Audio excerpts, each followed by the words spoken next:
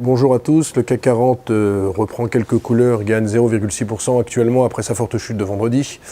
Il faut dire que la Chine a frappé un grand coup en baissant d'un point le taux de réserve obligatoire des banques à 18,5%, et cela pour permettre à l'économie chinoise de repartir de l'avant alors qu'elle pourrait afficher simplement une croissance de 7% sur l'exercice actuel, ça serait un plus bas depuis 6 ans.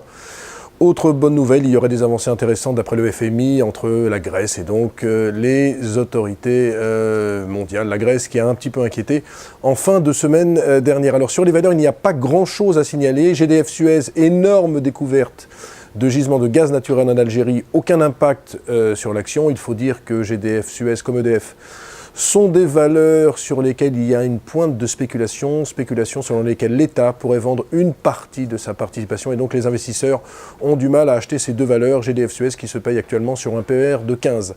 Passons maintenant à Accor qui vient de racheter Fast Booking spécialisé dans le digital, dans le secteur hôtelier, création de sites internet notamment pour les hôtels. Alors pas de montant de la transaction.